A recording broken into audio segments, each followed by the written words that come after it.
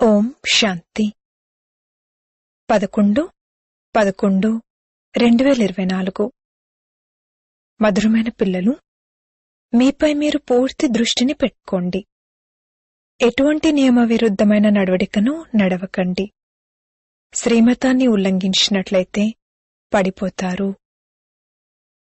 ప్రశ్న: పదమాపదంపతులుగా అయ్యేందుకు ఏ జాగ్రత్త ఉండాలి? జవాబు: సదా అటెన్షన్ ఉండాలి. ఎటువంటి కర్మలు నేను చేస్తానో నన్ను చూసి ఇతరులు కూడా చేయడం మొదలుపెడతారు. ఏ విషయంలోనూ అసత్యమైన అహంకారం రాకూడదు. మురళి ఎప్పుడూ మిస్ అవ్వకూడదు.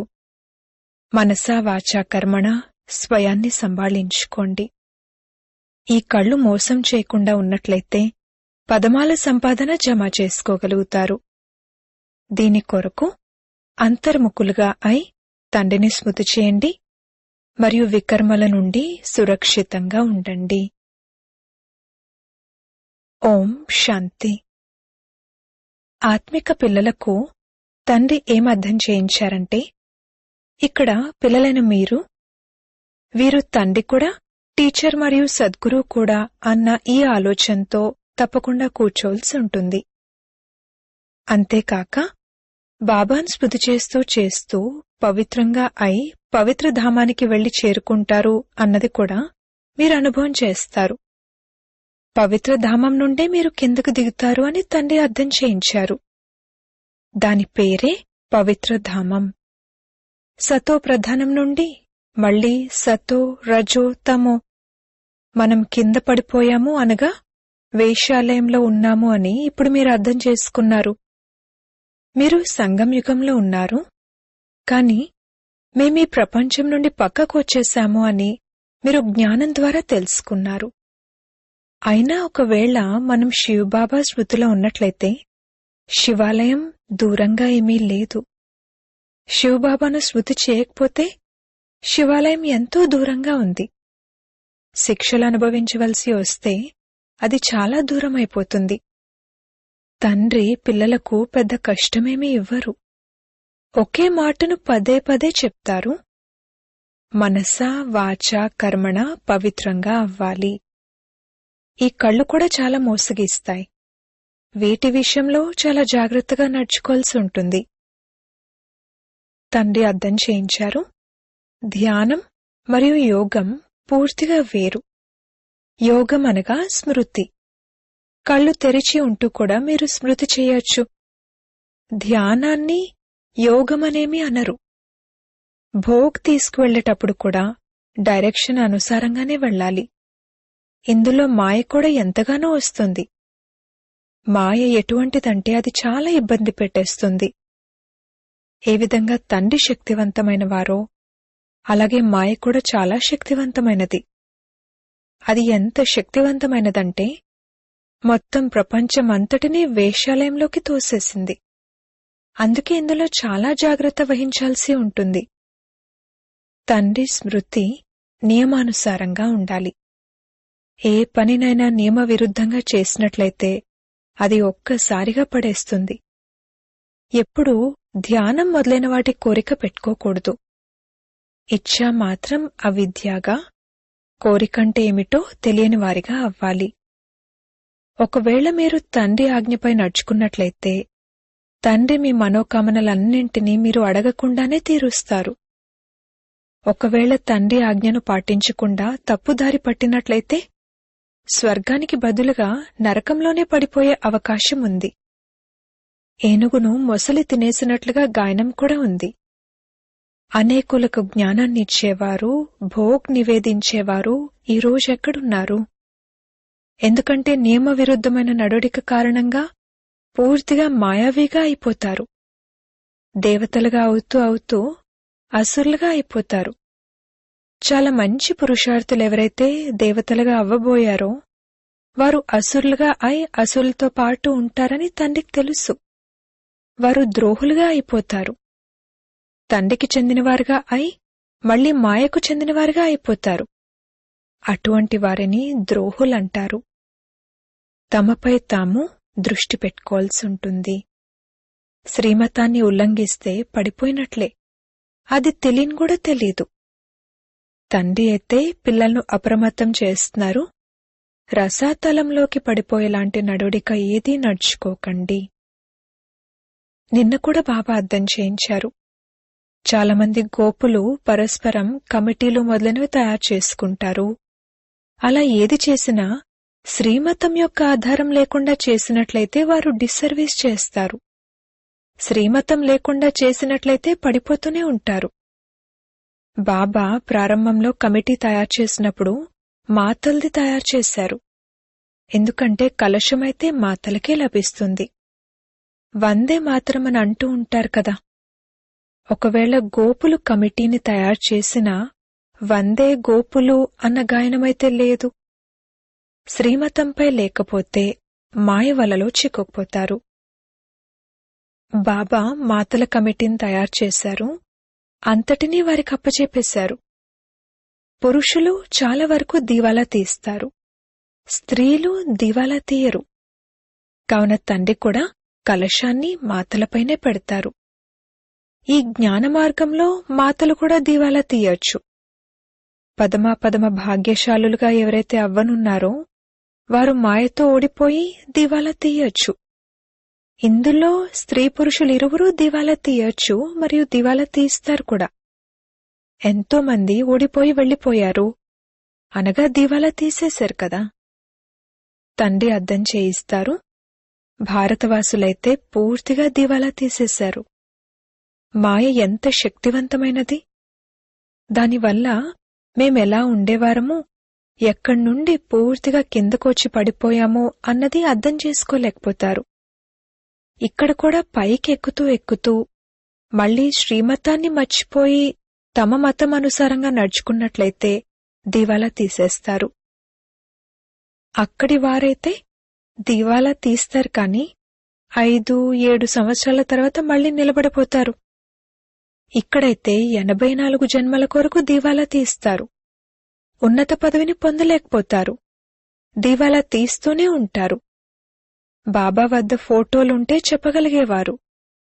బాబా అయితే ఖచ్చితంగా నిజమే చెప్తున్నారు అని మీరంటారు. ఫలానా వారు ఎంత గొప్ప మహారథిగా ఉండేవారు, ఎంతో మందిని పైకి లేపేవారు, కాని ఈరోజు లేరు, దివాలా తీశారు. బాబా గడియ గడియ పిల్లలకి అటెన్షన్ ఇప్పిస్తూ ఉంటారు. తమ సొంత మతంపై కమిటీలు మొదలైన వాటిని తయారు చేయడంలో ఏం వచ్చేది లేదు. పరస్పరం కలిసి పరచింతన చేయడం, వీరిలా చేస్తున్నారు, ఫలానా వారు అలా చేస్తున్నారు అంటూ రోజంతా ఇదే పని చేస్తూ ఉంటారు. తండ్రితో బుద్ధియోగాన్ని జోడించడం ద్వారానే సతోప్రధానులుగా అవుతారు. తండ్రికి చెందినవారుగా అయి తండ్రితో యోగం లేకపోతే గడియ గడియ పడిపోతూ ఉంటారు.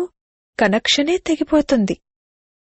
లింక్ తెగిపోతే మాయ మమ్మల్ని ఇంతగా ఎందుకు విసిగిస్తుంది అని భయపడిపోకూడదు. ప్రయత్నించి తండ్రితో మళ్లీ లింక్ జోడించాలి. లేకపోతే బ్యాటరీ ఎలా ఛార్జ్ అవుతుంది? వికర్మలు జరగడం వలన బ్యాటరీ డిశ్చార్జ్ అయిపోతుంది. ప్రారంభంలో ఎంతమంది వచ్చి బాబాకు చెందినవారిగా అయ్యారు? వారు బట్టీలోకొచ్చారు కాని ఈరోజెక్కడున్నారు? కింద పడిపోయారు. ఎందుకంటే వారికి పాత ప్రపంచం గుర్తుకొచ్చింది. ఇప్పుడు తండ్రి అంటున్నారు, నేను మీకు అనంతమైన వైరాగ్యాన్ని కలిగిస్తాను. ఈ పాత ప్రపంచంపై మీరు మనసు పెట్టుకోకండి. మనసును స్వర్గంతో జోడించాలి. ఒకవేళ ఈ విధంగా లక్ష్మీనారాయణుల్లా అవ్వాలనుకుంటే కష్టపడాల్సి ఉంటుంది. బుద్ధియోగం ఒక్క తండ్రితో జోడించబడి ఉండాలి. పాత ప్రపంచంపై వైరాగ్యం ఉండాలి. సుఖధామాన్ని మరియు శాంతిధామాన్ని స్మృతి చేయండి. ఎంత వీలైతే అంత లేస్తూ, కూర్చుంటూ, నడుస్తూ, తిరుగుతూ తండ్రిని స్మృతి చేయండి. ఇది చాలా సహజం. మీరిక్కడకు నరుని నుండి నారాయణునిగా అయ్యేందుకే వచ్చారు. ఇప్పుడు తమో ప్రధానుల నుండి సతో ప్రధానులుగా అవ్వాలి అని అందరికీ చెప్పాలి. ఎందుకంటే ఇప్పుడిక తిరుగు ప్రయాణం మొదలవుతుంది. ప్రపంచ చరిత్ర మరియు భౌగోళం రిపీట్ అవుతుంది. అనగా నరకం నుండి స్వర్గంగా, మళ్లీ స్వర్గం నుండి నరకంగా అవుతుంది. ఈ చక్రం తిరుగుతూనే ఉంటుంది. తండ్రి అంటారు, ఇక్కడ స్వదర్శన్ చక్రధారులుగా అయి కూర్చోండి. మేము ఎన్నిసార్లు చక్రంలో తిరిగామో అన్న ఈ స్మృతిలోనే ఉండండి. ఇప్పుడు మళ్ళీ మనం దేవతలుగా అవుతున్నాము. ప్రపంచంలో ఎవ్వరూ ఈ రహస్యాన్ని అర్థం చేసుకోరు. ఈ జ్ఞానం దేవతలకు లేదు. వారెలాగూ పవిత్రంగానే ఉన్నారు. శంఖాన్ని ఊదేందుకు అసలు వారిలో జ్ఞానమే లేదు. వారు పవిత్రంగా ఉన్నారు. వారికి ఈ గుర్తులు ఇవ్వవలసిన అవసరం లేదు. ఎప్పుడైతే ఇరువురూ కలిసి ఉంటారో అప్పుడే ఈ అలంకారాలు ఉంటాయి. మీకు కూడా ఆ అలంకారాలు లేవు. ఎందుకంటే మీరు ఈ రోజు దేవతలుగా అవుతూ అవుతూ రేపు అసురులుగా అయిపోతారు. తండ్రి దేవతలుగా తయారు చేస్తారు, మాయ అసురులుగా చేసేస్తుంది. తండ్రి ఎప్పుడైతే అర్థం చేయిస్తారో అప్పుడు నిజంగానే నా అవస్థ పడిపోయింది అని తెలుస్తుంది. ఎంతమంది పాపం శివబాబా ఖజానాలో జమ చేయించుకుంటారు, దానిని మళ్లీ తిరిగి ఇచ్చేయమని అడిగి అసురులుగా అయిపోతారు. ఇదంతా యోగంలో లోపం వల్లే. యోగంతోనే పవిత్రంగా అవ్వాలి.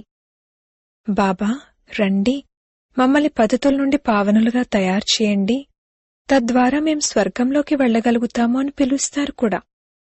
స్మృతియాత్ర ఉన్నదే పావనులుగా అయి ఉన్నత పదవిని పొందేందుకు.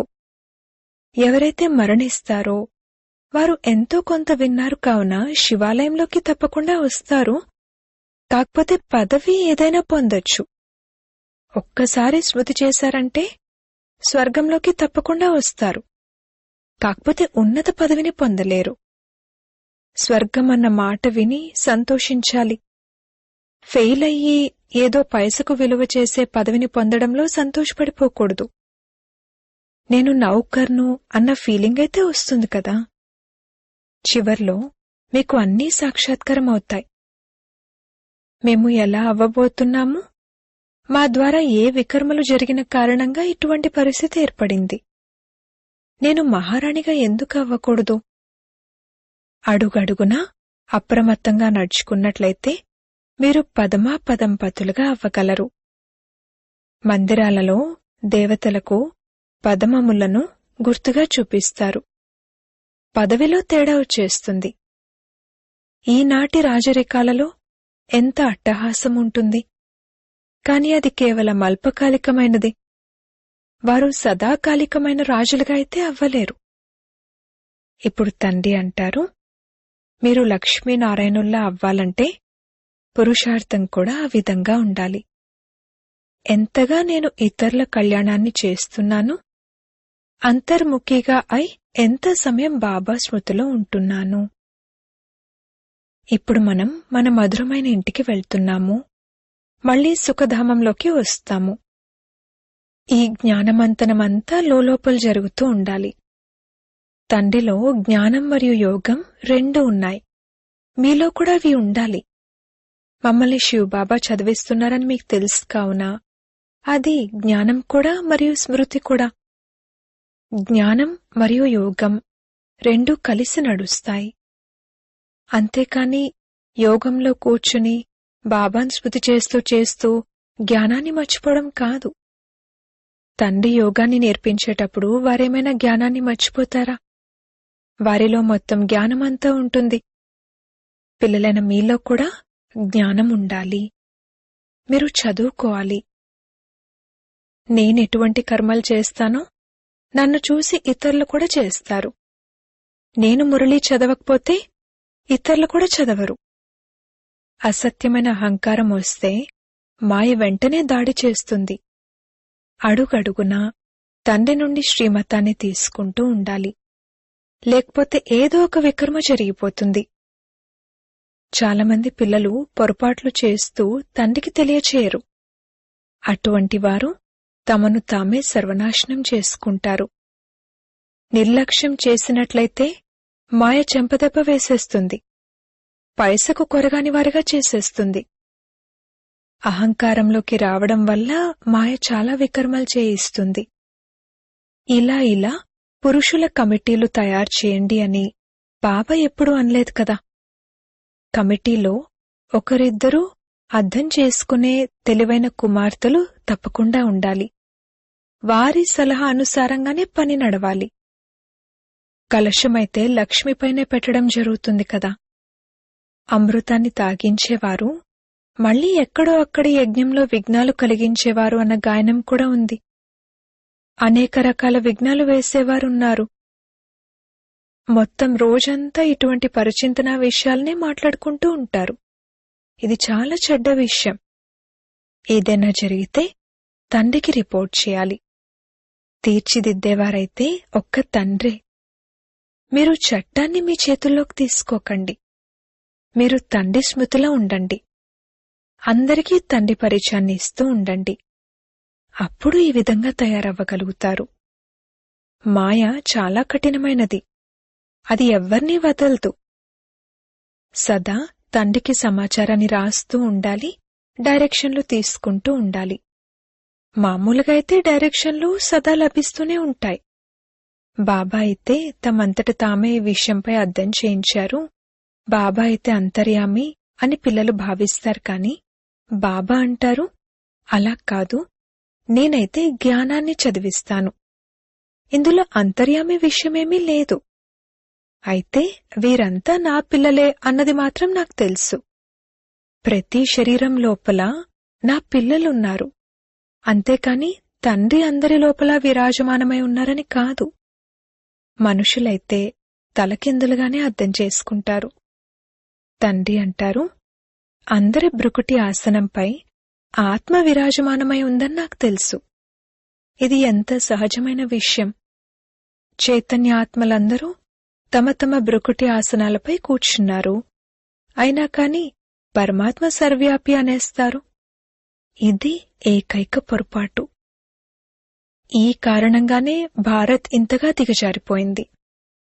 తండ్రి అంటారు, మీరు నన్ను ఎంతగానో గ్లాని చేశారు. విశ్వాధిపతులుగా తయారుచేసేవారిని మీరు నిందించారు. అందుకే తండ్రి అంటారు, యదా యదాహి. విదేశీయులు ఈ సర్వవ్యాపి జ్ఞానాన్ని భారతవాసుల నుండే నేర్చుకుంటారు. ఏ విధంగా భారతవాసులు వారి నుండి కళను నేర్చుకుంటారో అలా వారేమో తలకిందుల విషయాలు నేర్చుకుంటారు. మీరైతే ఒక్క తండ్రినే స్మృతి చేయాలి, మరియు తండ్రి పరిచయాన్ని కూడా అందరికీ ఇవ్వాలి. మీరు అందులకు చేతికర వంటివారు. చేతికరతో దారి చూపిస్తారు కదా. అచ్చా, మధురాతి మధురమైన సిక్కిలదే పిల్లలకు మాతా పితా బాప్దాదాల ప్రియ స్మృతులు మరియు గుడ్ మార్నింగ్. ఆత్మిక పిల్లలకు ఆత్మిక తండ్రి నమస్తే. ధారణ కొరకు ముఖ్య సారము. మొదటి పాయింట్, తండ్రి ఆజ్ఞానుసారంగా ప్రతి కార్యాన్ని చేయాలి. ఎప్పుడు కూడా శ్రీమతం యొక్క ఉల్లంఘన జరగకూడదు. అప్పుడే అడగకుండానే సర్వ మనోకామనలు తీరుతాయి. ధ్యానం సాక్షాత్కారాల కోరికను పెట్టుకోకూడదు. ఇచ్ఛా మాత్రం అవిద్యగా, కోరికంటే ఏమిటో తెలియని వారిగా అవ్వాలి. రెండవ పాయింట్, పరస్పరం కలుసుకుని ఇతరుల పరిచింతన చేయకూడదు. అంతర్ముఖిగా అయ్యి స్వయాన్ని చెక్ చేసుకోవాలి. మేము బాబా స్మృతిలో ఎంత సమయం ఉంటున్నామో జ్ఞానమంతన లోపల జరుగుతుందా? వరదానము. ప్రతి ఆత్మ సంబంధ సంపర్కంలోకి వస్తూ అందరికీ దానాన్ని ఇచ్చే మహాదాని వరదాని భవ. మొత్తం రోజంతట్లో సంబంధ సంపర్కంలోకి ఎవరు వచ్చినా వారికి ఏదో ఒక శక్తిని, జ్ఞానాన్ని, గుణాన్ని దానంగా ఇవ్వండి. మీ వద్ద జ్ఞాన ఖజానా కూడా ఉంది, అలాగే శక్తులు మరియు గుణాల ఖజానా కూడా ఉంది. కావున ఏ ఒక్క రోజు కూడా దానం ఇవ్వకుండా ఖాళీగా గడిచిపోకూడదు. అప్పుడే మహాదాని అంటారు. రెండో విషయం, దానమన్న మాటకు గల ఆత్మిక అర్థం సహయోగాన్నివ్వటం. కావున మీ శ్రేష్ఠ స్థితి యొక్క వాయుమండలం ద్వారా మరియు మీ వృత్తి యొక్క వైబ్రేషన్ల ద్వారా ప్రతి ఆత్మకు సహయోగాన్నివ్వండి. అప్పుడు వరదాని అంటారు. స్లోగన్: ఎవరైతే బాబ్దాదాకు మరియు పరివారానికి సమీపంగా ఉంటారో వారి ముఖంపై సంతుష్టత, ఆత్మికత మరియు ప్రసన్నతతో కూడిన చిరునవ్వు ఉంటుంది. ఓం శాంతి.